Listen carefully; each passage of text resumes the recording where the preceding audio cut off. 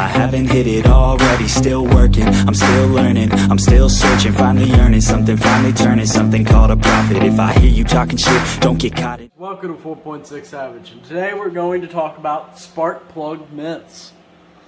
Now, for some of you that don't know, first off, this is your conventional spark plug gap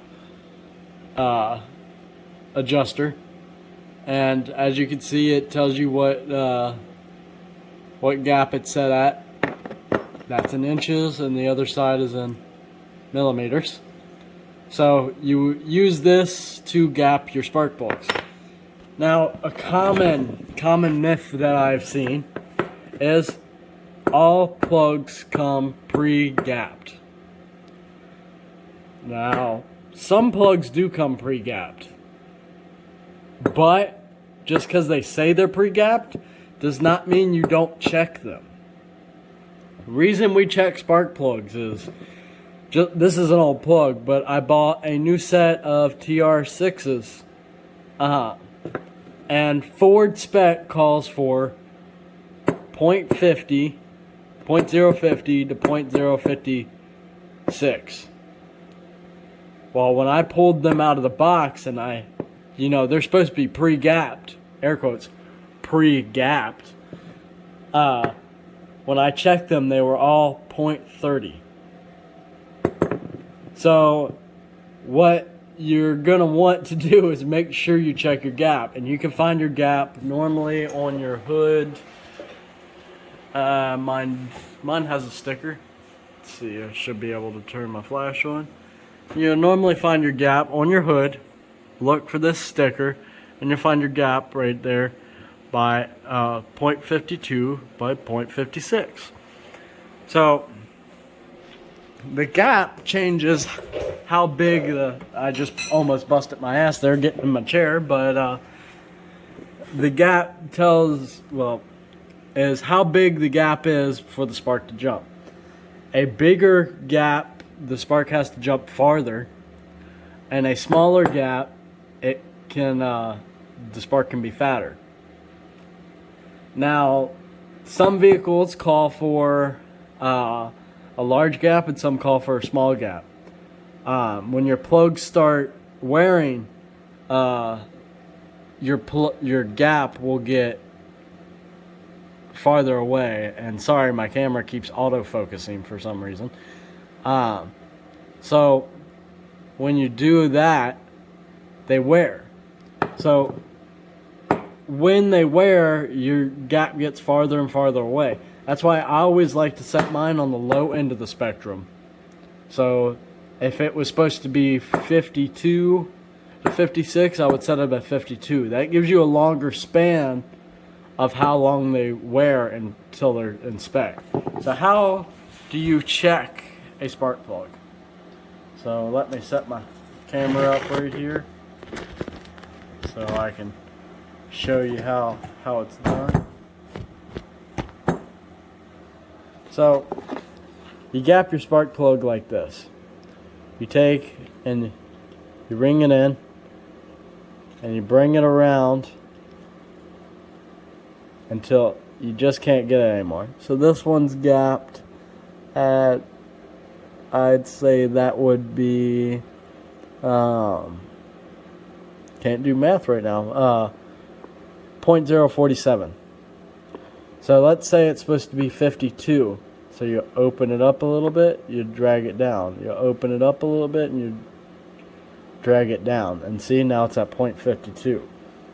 So what we will do then, let's say we open the gap up too much. So now we're at 0.60.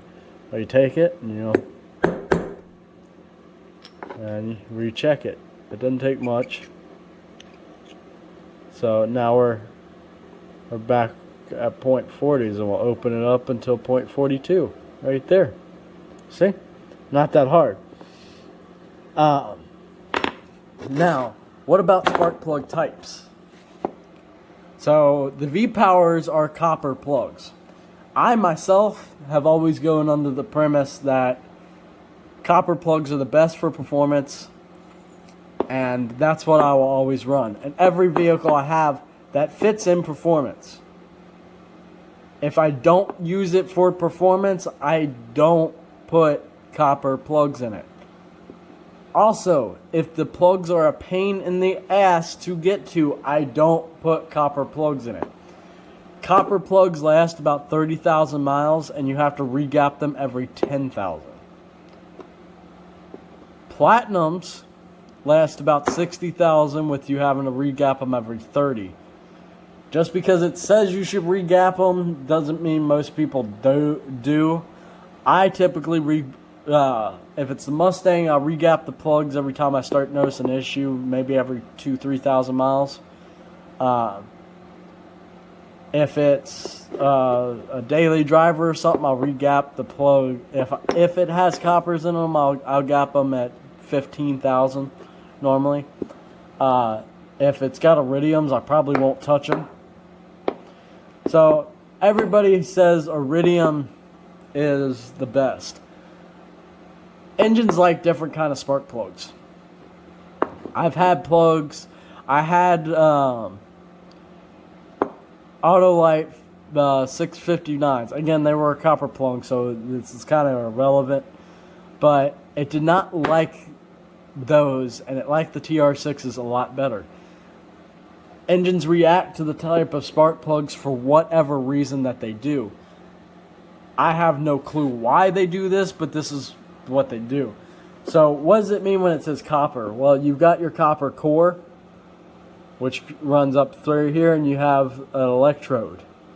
So your electrode's right here, and your copper core is right here, and then you've got your ceramic in the middle, which is through here.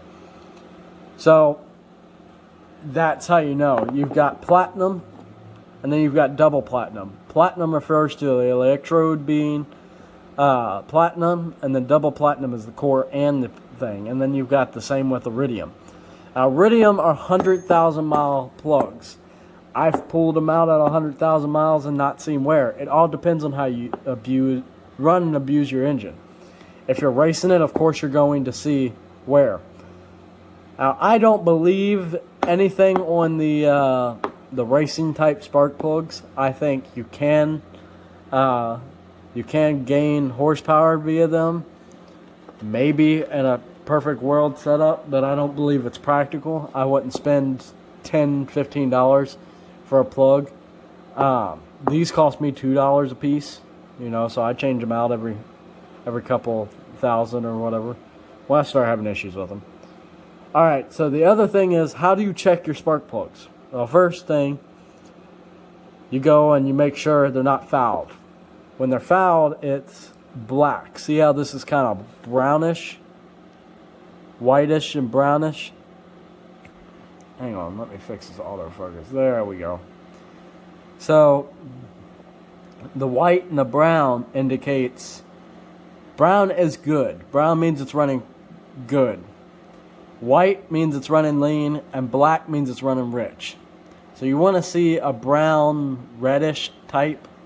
You don't want to see anything bent. You don't want to see anything like that. So we're going to have to just do that. So the next thing you want to do is look at your ceramic.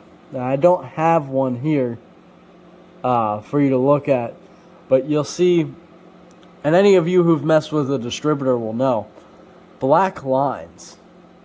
They'll start at like maybe here and run all the way down, or on any part, and you've got to check it real good, because what that's doing is your ceramic is cracked and it's allowing the spark to jump straight to ground, which is a bad spark plug. So remember, guys, always gap your plugs. Always, no matter what.